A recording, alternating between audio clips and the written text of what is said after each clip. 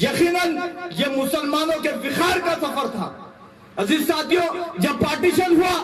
مسلمانوں کا کوئی پرسان حال نہیں تھا۔ جب مجلس اتحاد المسلمین کا قیام عمل میں آیا، حالات ایسے تھے کہ آزادی کے بعد، پارٹیشن کے بعد مسلمانوں کی بات کرنا بھی گناہ سمجھا جاتا تھا۔ ایسے حالات میں مجلس اتحاد المسلمین کا قیام عمل میں آیا۔ جب مجلس اتحاد المسلمین کی صدارت کے لیے آواز دی گئی دکن کی سرزمین پر کہ ہے کوئی مرد مجاہد جو اس جماعت کی صدارت کر سکے، جب کہیں سے آواز نہیں آئی تو ہم قربان جائے فخر علیہ رحمہ پر کہ واحد الدین اویسی صاحب جو کہ نقیب ملت الحاج بیرسٹر اسد الدین اویسی صاحب کے دادا ہے، اس وقت ایک نوجوان وکیل انہوں نے اپنی آواز کو بلند کیا اور کہا کہ اس ہندوستان کے پرفتن دور میں جب مسلمانوں کا نام لینے والا بھی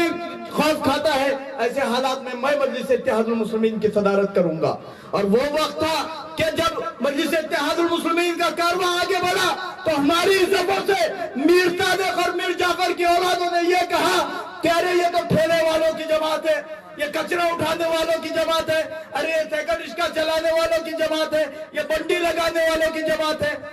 لیکن مجلس اتحاد المسلمین نے ان تمام باتوں کی پرواہ نہ کرتے ہوئے اپنے سفر کے آغاز کو اور آگے بڑھایا۔ جب ہم پرانے شہر حیدرآباد میں ہمارا سکہ منوا چکے، تب ہم نکل کر نئے شہر حیدرآباد میں گئے۔ تب بھی ان مخالفین نے کہا کہ ارے یہ تو پرانے شہر کی جماعت تھی، اب نئے شہر میں آ رہی ہے تو سیکولر ووٹوں کی تقسیم کرے گی، اس سے کانگریس اور راشٹروادی کانگریس کے جیسے پارٹیوں کو نقصان ہوگا اور کمیونل فورسز آئے گی۔ لیکن ہم نے ان کی رائے کو اپنی جوتی پہ رکھا اور ہمارے قافلے کو آگے بڑھاتے ہوئے پورے حیدرآباد میں، نہ صرف حیدرآباد میں بلکہ پورے تلنگانہ میں ہمارے دائرے کو وسیع کیا۔ آج آپ لوگ اپنی سر کی آنکھوں سے دیکھ سکتے ہیں کہ ایک مرد مجاہد نقیب ملت بیرسٹر اسد الدین اویسی صاحب، جن پہ بارہا یہ الزام لگتا ہے کہ وہ مسلمانوں کی نمائندگی کرتے ہیں، لیکن اگر آپ میں شعور ہے، اگر آپ میں سیاسی شعور ہے تو اپنی سر کی آنکھوں سے دیکھ لو کہ یہ وہی مرد مجاہد ہے جو مظلوموں کے لیے لڑ رہا ہے،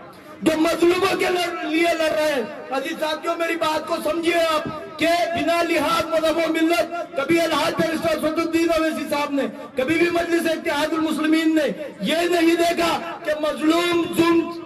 دلت پر ہو رہا ہے، کیا یہ ظلم سکھ پر ہو رہا ہے یا عیسائی پہ ہو رہا ہے یا کسی عام ہندو پہ ہو رہا ہے۔ جب کبھی بھی ظلم ہوا، ایک ہی آواز ہمارے درمیان میں سے بلند ہوئی، وہ نقیب ملت الحاج بیرسٹر اسد الدین اویسی صاحب کی آواز ہے۔ عزیز ساتھیوں، آپ کے درمیان میں آنا، آپ کو یہ تمام تر باتیں سمجھانا، مقصد یہ ہے کہ اس پرفتن دور میں اگر آپ کو اپنے منگٹ کی طاقت کو مضبوط کرنا ہے، وقت کی حکومت کا گریباں پکڑ کر اس سے سوال پوچھنا ہے، تو اپنے منگٹ کی طاقت کو آپ کو مضبوط اس طرح کرنا پڑے گا کہ ہمارے ہی درمیان میں سے نوجوانوں کو جو سیاسی بصیرت رکھتے ہیں ان کو ایوانوں میں بھیجنا پڑے گا، کیونکہ آپ جانیے، آپ کو یہ ماننا پڑے گا کہ ہمارے ملک کے قانون ہماری ہوٹلوں میں بیٹھ کر، ہمارے چبوتروں میں بیٹھ کر یا ہمارے محلوں میں شب بیداری کر نہیں بنتے۔ ہمارے ملک کے قانون ایوان پارلیمنٹ میں بنتے ہیں، ایوان اسمبلی میں بنتے ہیں، ایوان بلدیہ میں بنتے ہیں۔ تو ہم وقت کی ضرورت یہ ہے کہ اگر آپ کو اپنے مسائل اٹھانا ہے تو اب ہم کو اس کے کھاتے پر سر رکھ کے رونے کی ضرورت نہیں ہے۔ ہم نے بارہا یہ سوچا کہ ارے بھئی وہ کانگریس کے کھاتے پہ ہم سر رکھ کے روئیں گے، اس کو بولیں گے کہ بھئی یہاں ہمارا ترقیاتی کام نہیں ہوا، یہاں ہم پہ ظلم ہو رہے ہیں۔ تو یاد رکھیے کہ آپ کی مدد کو کوئی نہیں آنے والا ہے۔ اگر آپ کسی کے کھاتے پہ سر رکھ کے روئیں گے تو ایک بات یاد رکھیے کہ دوسرے کے کھاتوں پہ صرف ہمارے جنازے ہو سکتے ہیں، ہمارے مطالبات نہیں منوا سکتے ہم لوگ۔ اگر ہم کو اپنے مطالبات کو منانا ہے تو ہمارے منگٹ کی طاقت کو مضبوط کرنا پڑے گا۔ آج نقیب ملت الحاج بیرسٹر اسد الدین اویسی صاحب پورے ہندوستان بھر میں ایک میسج لے کر گھوم رہے ہیں کہ وہ چاہ رہے کہ اتحاد اتحاد اتحاد، جب تک ہمارے درمیان میں اتحاد نہیں ہوگا تو ہم ان وقت کے فرعونوں کا مقابلہ نہیں کر پائیں گے۔ عزیز ساتھیوں، مجلس اتحاد المسلمین کی ایک تاریخ رہی ہے جس میں جہاں پر یہ کہا جاتا تھا، جب فخر علیہ رحمہ واحد الدین اویسی صاحب کی اسپیچ ہوتی تھی تو آج تو بھی قابل لحاظ آپ کی تعداد ہے، اس وقت لوگ ڈر کے جلسوں میں اس لیے نہیں آتے تھے کہ اگر کوئی ان کو دیکھ لے گا تو اس کا دشمنی بڑھ جائے گی، یہ سوچ کر لوگ جلسوں میں نہیں آتے تھے، لیکن اس وقت بھی ہمارا قافلہ نہیں رکا۔ لیکن آج نقیب ملت الحاج بیرسٹر اسدالدین اویسی صاحب کی قیادت میں سید معین صاحب کے جیسے کئی لوگ آج مجلس میں ان کے کھاندے کو کھاندہ شانہ بشانہ چڑھ رہے ہیں۔ عزیز ساتھیوں، یہ کیوں ہو رہا ہے؟ یہ اس لیے ہو رہا ہے کہ آپ لوگوں میں سیاسی بصیرت جاگ رہی ہے،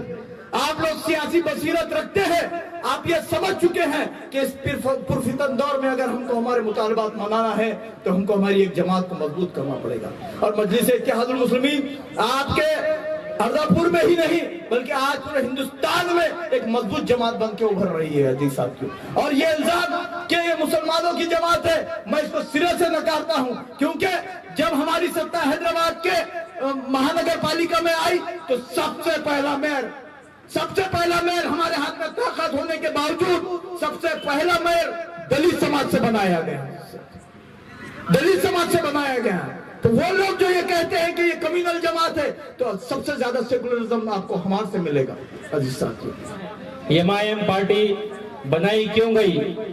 اور کس طریقے سے یہ کامیابوں کی جو سیڑھیاں چڑھتی گئی، اس کے اوپر اگر آپ نظر ڈالیں گے تو جس طریقے سے آپ ایم کے ارداپور کے جو ذمہ داران نے کام کر رہے ہیں اس سے زیادہ اور کام کرنے کی کوشش کریں گے، کیونکہ آپ لوگوں کو ایم کا پلیٹ فارم بنایا سجایا ملا ہوا ہے، لیکن اس کے پیچھے جن لیڈرز کی محنت ہے وہ محنت کو آپ لوگ دیکھیے اور ان کے مقصد کو دیکھیے۔ 1958 میں یہ عمل میں آئی، 1960 کے اس سے جو پرچم جو لہرایا گیا حیدرآباد کے میونسپل کارپوریشن میں، پھر اس کے بعد اسمبلی میں، پھر اس کے بعد پارلیمنٹ میں، ہر بار ایم کامیابوں کی سیڑھیاں چڑھتی گئی۔ آپ لوگوں سے مجھے یہی کہنا ہے کہ مسلمان کی پسماندگی تعلیمی، سیاسی اور معاشی جو ان کی حالات ہے اس کو سدھارنے کے لیے یہ ایم کی بنیاد رکھی گئی ہے۔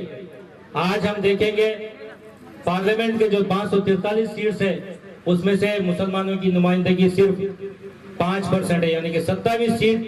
جو ہے صرف مسلمان جو ہے جیت کر جو ہے آتے ہیں، اس سے کمی آتے ہیں۔ اس بار سب سے زیادہ ابھی اب تک کی ہسٹری آپ دیکھیں گے، اتہاس دیکھیں گے تو 34 سے زیادہ سیٹ نہیں پڑے۔ ہماری آبادی جو ریکارڈ پر ہے وہ 14.2%،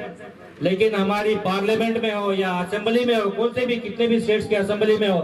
صرف 5% یا 4% یا 3% ہے۔ تو اس کو بڑھانے کی ہمیں جو ہے ضرورت ہے، اور یہ بڑھایا ایک ہی طرف سے جو ہے جا سکتا ہے کہ جو ہے ہمیں اتحاد ہونا چاہیے۔ جب تک ہم لوگ مل کر کام نہیں کریں گے تب تک یہ بہت مشکل بات ہوگی۔ تو آپ لوگوں سے میری یہی گزارش ہے کہ مل کر کام کریں، اور ایم کا جو پرچم ہے وہ ایک دن ارداپور کے نگر پالیکا، یہاں کے تقریباً 40 گرام پنچایت ہے، 40 میں سے 10 سے 12 گرام پنچایت پہ ہم جو ہے ایم کا پرچم لہرائیں گے۔ اس امید کے ساتھ میں اپنی بات کو ختم کرتا ہوں۔ اللہ حافظ۔ مسلمانوں،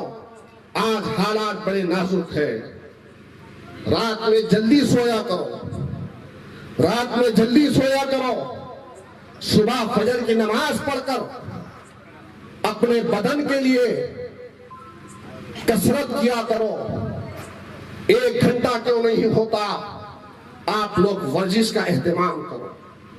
فجر کی نماز میں اٹھ کر ورزش کا اہتمام کرو۔ بڑی تکلیف ہو رہی ہے جب سنگھ پریوار کے گنڈوں کی گنڈا گردی، ان کے ظالمانہ رویوں کو دیکھ رہے ہیں، تو کہیں کسی بہانے ٹرین میں مسلمانوں کو مار رہے ہیں، تو کہیں مسلمانوں کو اٹھا کر ہریانہ سے جنید اور ناصر کو ہریانہ سے اٹھا کر لے جاتے ہیں گاؤں کے نام پر، اور راجستھان کی بارڈر پر مار کر ان کو زندہ جلاتے ہیں۔ بڑی تکلیف ہو رہی ہے۔ جنید کے واقعے کو، سانحوں کو ہم نہ بھلا سکے کہ پہلو خان کا واقعہ آ گیا، اور سانحے کو ہم نہیں بھلا سکے کہ اقبال انصاری کا سانحہ ہمارے سامنے آیا، اس واقعے کو نہیں بھلا سکے کہ اس نوجوان بچی کو حجاب کے نام پر نعرے دیے گئے، لیکن قربان جائے اس نوجوان بچی کے کہ جس نے ان درندوں کے مقابل میں ٹھہر کر نعرے تکبیر اللہ اکبر کا نعرہ دیا۔ تو اے میرے ارداپور کے نوجوانوں، جب اس بچی کے اندر اتنی جرات مندی، اس ہمت ہے، اس ہمت کو پورا ہندوستان سلام کر رہا ہے، تو میں آپ سے کچھ نہیں مانگ رہا ہوں، آپ متحد ہو جائیے، منظم ہو جائیے، طاقتور بنیے۔ اللہ کو کمزور مسلمان پسند نہیں ہے، طاقتور مومن اللہ کو پسند ہے۔ یہاں پر جو الیکشن لڑایا گیا تو یقیناً فیروز لالا یا یہاں پر بیٹھے تمام ذمہ دار یا مرزا امجد بیگ اپنے مقبولیت کے اضافے کے لیے الیکشن نہیں لڑائے تھے۔ ہم یہاں کی غریب بہادر غیور عوام کے لیے اور مجلس اتحاد المسلمین کے جو آپ کے ہمارے محبوب قائد ہر وقت ایوان پارلیمنٹ میں کھڑے کے دیوانوں کی طرح مسلمانوں کی، دلتوں کی، پچھڑوں کی اور مظلوموں کی بات کرتے، ان کے ہاتھ مضبوط کرنے کے لیے لڑے۔ اور کیا آج وہ بڑے بڑے دعوے کر رہے ہیں، تکلیفات دے رہے ہیں۔ آج یہاں پر ہمارے مجلس کے کارپوریٹروں کو دھمکیاں بھی دے رہے ہیں، ستا رہے ہیں۔ تو میری اللہ سبحانہ و تعالیٰ کی ذات پہ بڑا یقین ہے کہ انشاءاللہ تعالیٰ میں وہ کانگریس کے زرخرید غلاموں سے کہنا چاہوں گا کہ آپ آج تو ہم کو ستا رہے ہو، یہ اللہ بھی دیکھ رہا ہے اور ارداپور کی عوام بھی دیکھ رہی ہے۔ اگر ستانا بند نہیں کریں گے، یہاں کے وکاس کاموں کو اگر روکیں گے، تو میں فیروز لالا یہاں سے وعدہ کرتا ہوں کہ 2024 میں اشوک چوہان کو گھر کو بٹھا کے رکھیں گا۔ فیروز لالا کا وعدہ ہم یہاں پر بٹھائیں گے، 2024 کی اسمبلی میں گریں گے۔ آج یہاں پر ہمارے تین کارپوریٹرز ان کے وکاس کاموں کے لیے ستایا جا رہا ہے، مگر ابھی ضلع صدر صاحب نے بتایا کہ حال ہی میں ہم نے یہاں کے سی او سے بات کی، ضلع کلیکٹر صاحب سے بھی بات کی، اور ہمارے اعلیٰ قائدین نے بھی ان کو کہا، مگر میں آپ کو وعدہ کرتا ہوں کہ یہاں کا ڈیولپمنٹ ہوں گا، یہاں کا وکاس ہوں گا، اور بس وقت کی کمی ہے۔ انشاءاللہ العزیز میں نے وعدہ بھی کیا تھا کہ ارداپور کے انتخابات میں جب رزلٹ آئیں گے تو آپ کے ہمارے محبوب قائد نقیب ملت الحاج بیرسٹر اسد الدین اویسی صاحب بھی یہاں پر آئیں گے، تو میں آپ سے وعدہ کرتا ہوں بہت جلد انشاءاللہ العزیز جیسا بھی ہو، بیرسٹر اسد الدین اویسی صاحب جب بھی ناندیڑ آئیں گے تو ارداپور لانے کا کام یہ فیروز لالا کریں گے، یہ وعدہ ہے۔